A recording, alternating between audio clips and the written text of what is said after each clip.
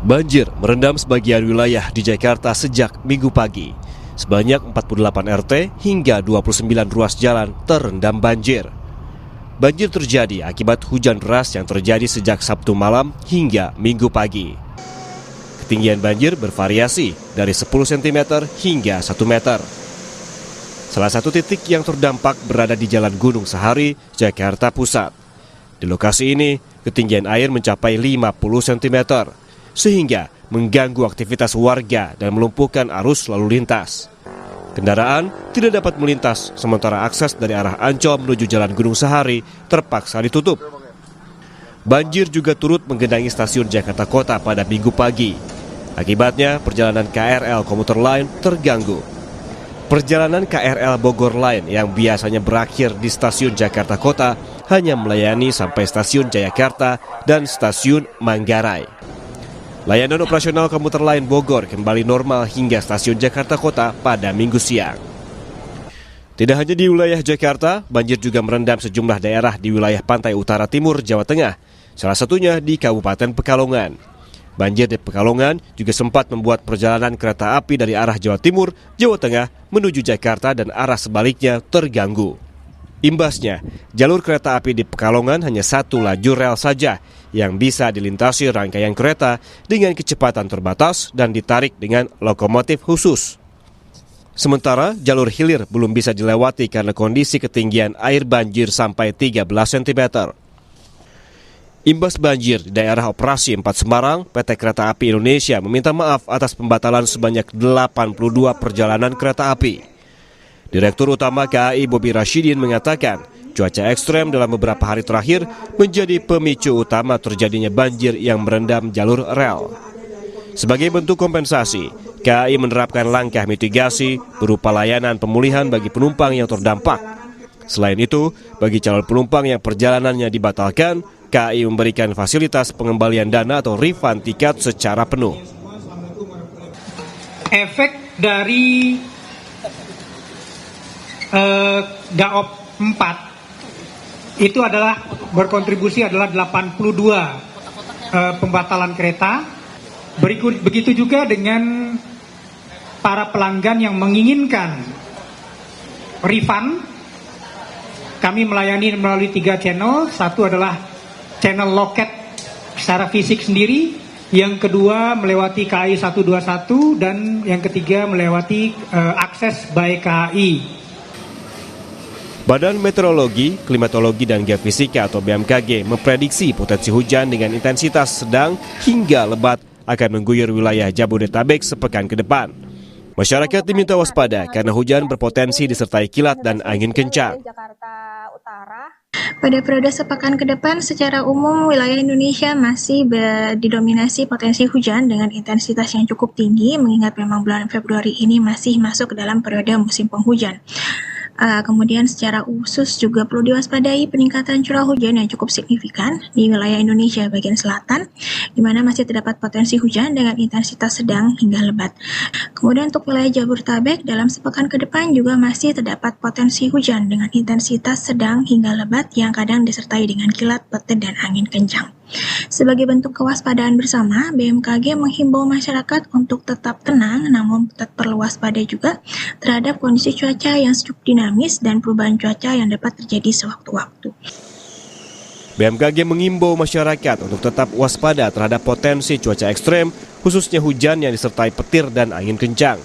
BMKG juga meminta masyarakat untuk terus memantau informasi cuaca melalui kanal resmi atau aplikasi cuaca guna mengantisipasi perubahan kondisi cuaca yang dapat terjadi sewaktu-waktu. Tim Liputan, Kompas TV.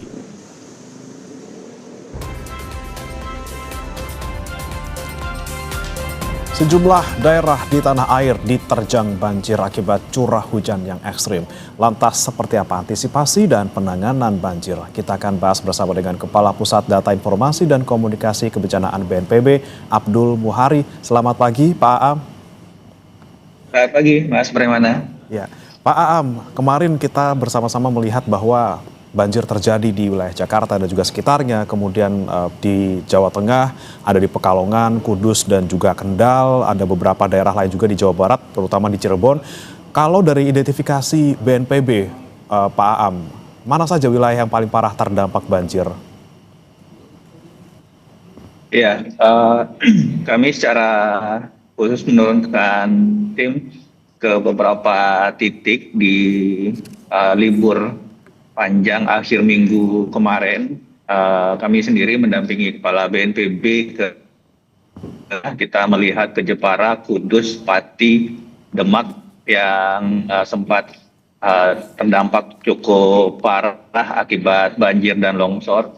Di Jepara itu ada ada 2 desa yang jalannya terputus, kemudian ada beberapa titik banjir yang alhamdulillah sudah mulai surut. Kemudian kemarin itu di Pekalongan dan Jabodetabek secara umum ada di Kabupaten Bekasi, Kabupaten Tangerang, dan di beberapa titik seperti tadi disampaikan di wilayah DKI Jakarta. Ada beberapa hal yang kami lihat. Pertama, untuk Jawa Tengah. Jawa Tengah ini pasca banjir tahun lalu akibat jebol tanggul di beberapa titik, tahun ini itu sudah teratasi. Penguatan tanggul yang dilakukan oleh Kementerian PU itu berdampak sangat signifikan dalam menghindari banjir yang serupa di tahun ini.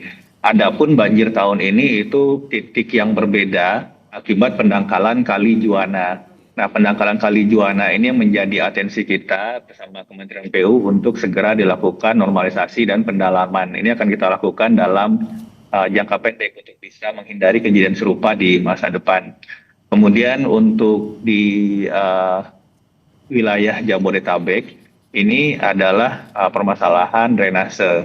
Jadi ini juga bukan kejadian yang pertama, sudah kejadian berulang. Kami juga akan berkoordinasi dengan pemerintah daerah dan tentu saja Kementerian PUPR agar vitalisasi dan penguatan kembali kapasitas drainase di beberapa titik ini bisa kita optimalkan. Karena untuk Bekasi, Kabupaten Bekasi misalkan, ada beberapa titik peninggian jalan yang di kiri kanannya itu tidak tersedia drainase yang memadai, sehingga genangan ini tidak bisa mengalir dan akan menggenang dalam waktu cukup lama. Nah, hal seperti ini yang perlu kita perhatikan bersama. Tentu saja pemerintah daerah, kami, pemerintah pusat dan pemerintah daerah akan bekerja intensif untuk bisa menghindari genangan-genangan ini terendam cukup lama. Ada beberapa hal yang kita lakukan. Pertama, untuk DKI itu sudah dilakukan operasi modifikasi cuaca. Jadi Pemprov daerah khusus Jakarta dan BMKG, TNI Angkatan Udara itu sudah melakukan modifikasi cuaca. Kemudian BNPB juga sudah melakukan OMC di Jawa Tengah dan sekitarnya. Kita mengerahkan 2 unit pesawat yang saat ini sudah bekerja hampir 18 jam per hari. Yang kita harapkan ini tentu saja bukan solusi jangka panjang ya, ini solusi jangka pendek dulu untuk bisa mengurangi genangan di beberapa titik. Untuk solusi jangka panjangnya tentu saja tadi kita sampaikan bahwa revitalisasi drainase, karena ini riverine flood, urban flood, banjir di perkotaan yang sangat dipengaruhi oleh kapasitas drainase, dan ini akan menjadi atensi kita untuk bisa menyelesaikan ini dalam jangka menengah dan jangka panjang, Mas Bremana. Baik, untuk jangka pendek dan juga jangka panjang sudah disiapkan, kemudian bagaimana dengan warga yang terdampak, Pak? Karena dari data yang kami terima kemarin, gitu paling tidak ada lebih dari 100.000 orang yang terdampak banjir di Pulau Jawa. Apa yang kemudian bisa diantisipasi ataupun diberikan BNPB, terutama untuk bantuan dan juga mungkin pengungsian untuk mereka? Ya, untuk Jawa Tengah dan Jawa Barat, Banten, dan daerah khusus Jakarta, kita sudah langsung meninjau titik-titik pengungsian kemarin dan kita pastikan tentu saja sekali lagi dengan untuk jangka pendek ini untuk fase banjir ini kebutuhan logistik dasar permakanan dan non permakanan warga terdampak itu kita pastikan terpenuhi. Kami sudah berkomitmen dengan pemerintah daerah, baik itu provinsi daerah khusus Jakarta, Jawa Barat untuk Bekasi, dan Banten untuk Tangerang, serta Jawa Tengah untuk Jepara, Pati, Kudus, Pekalongan. Kita sudah mendropping juga logistik selain non permakanan seperti selimut, tenda, dan lain-lain.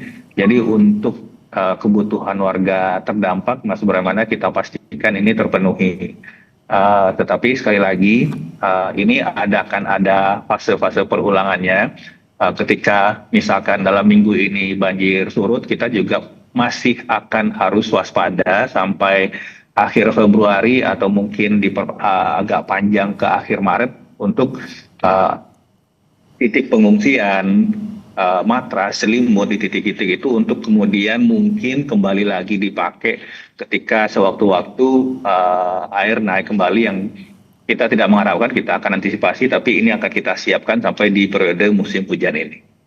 Baik, kemudian yang menjadi fokus kita juga terkait ini Pak, perjalanan kereta api yang kemudian beberapa perjalanan yang jarak jauh itu dibatalkan di beberapa wilayah imbas dari banjir, kemudian apa antisipasi dan juga mungkin upaya yang dilakukan BNPB terutama untuk memastikan transportasi berjalan dengan lancar?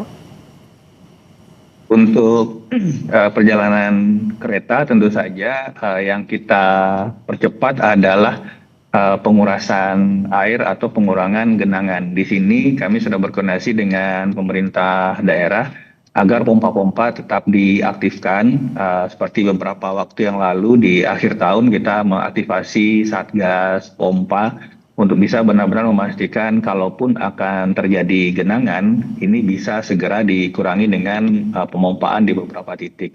Ini akan kita perkuat lagi dan akan kita organisasikan lagi Satgas Pompa di beberapa titik ini supaya benar-benar ketika ini terjadi, genangan ini bisa segera dikurangi supaya jalur-jalur transportasi utama yang menghubungkan kota-kota di Pulau Jawa ini tidak terganggu oleh genangan air, Mas Brahmana.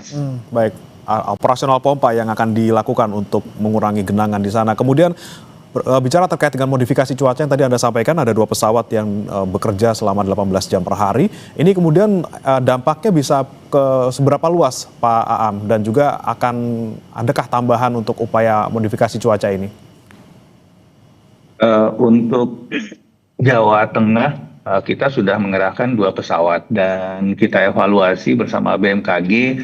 Memang ini dampaknya masih belum maksimal ya, sehingga kita saat ini sedang mengupayakan 2 pesawat ini operasionalnya full dari BNPB dan kita harapkan ada kontribusi pemerintah daerah, dalam hal ini Provinsi Jawa Tengah, untuk kemudian bergabung menambah 1 pesawat lagi supaya nanti paling tidak di seluruh pesisir Jawa, pesisir utara Jawa Tengah ini bisa kita cover dulu.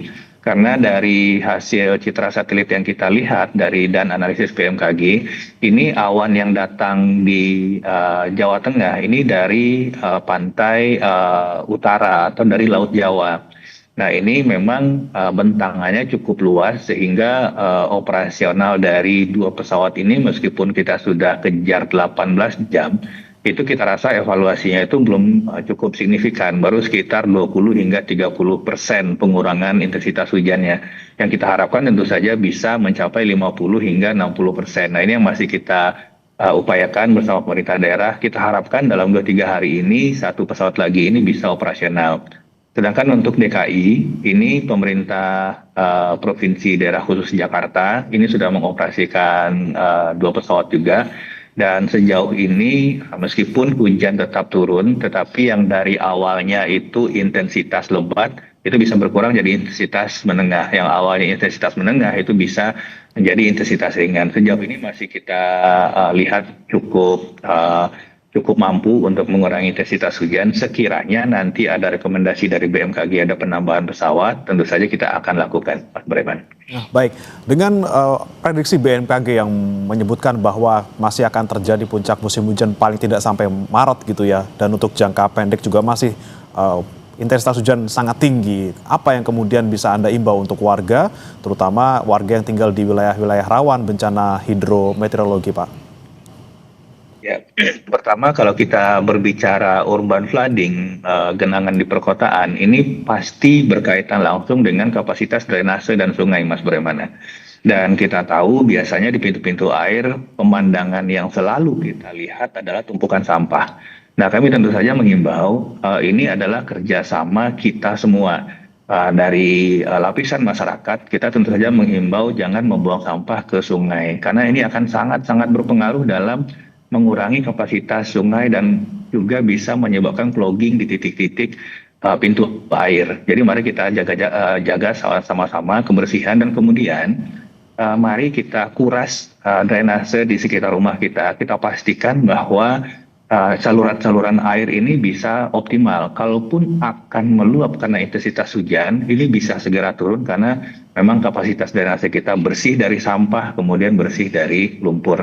Kami tentu saja dari sisi pemicunya kita akan terus mengupayakan operasi modifikasi cuaca dan jika nanti ada saudara-saudara kita yang sempat mengungsi, kita akan penuhi kebutuhannya. Mas bagaimana? Oke, selain imbauan untuk warga bisa mencegah dari dini gitu ya dengan tidak membuang sampah sembarangan. Kemudian apa yang kemudian bisa dilakukan BNPB untuk bisa memberikan peringatan dini mungkin kepada warga terutama di tempat-tempat yang rawan banjir agar tentu saja menjaga keselamatan mereka ketika banjir datang, Pak?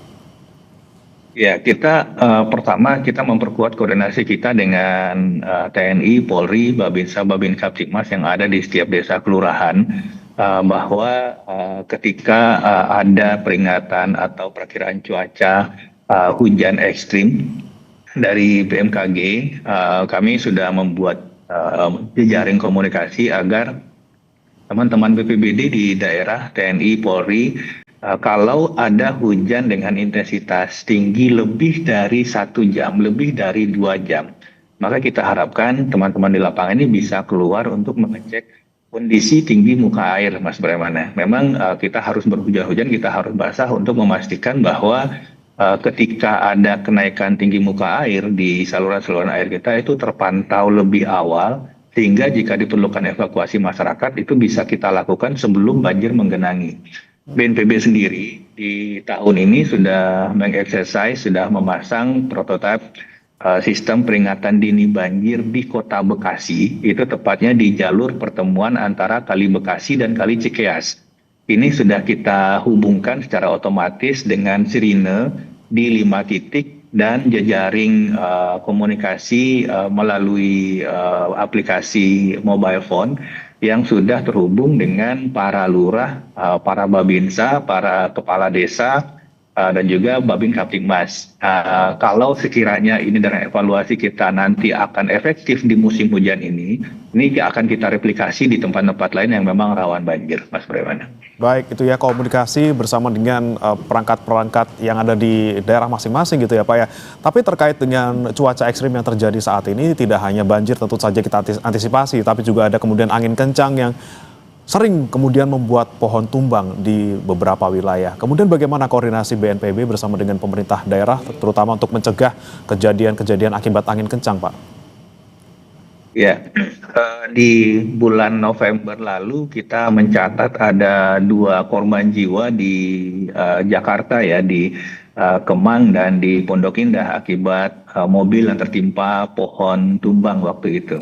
Nah, ini kita juga berkoordinasi dengan pemerintah daerah untuk Jakarta itu dengan Dinas Pertamanan dan BPBD daerah khusus Jakarta dan di Jabodetabek lainnya dengan pemerintah kabupaten kota agar proses atau kegiatan pemangkasan ranting, bukan pohonnya ditebang ya, tapi pemangkasan ranting pohon yang kita anggap memang mungkin rawan untuk tertimpa atau rubuh akibat angin kencang.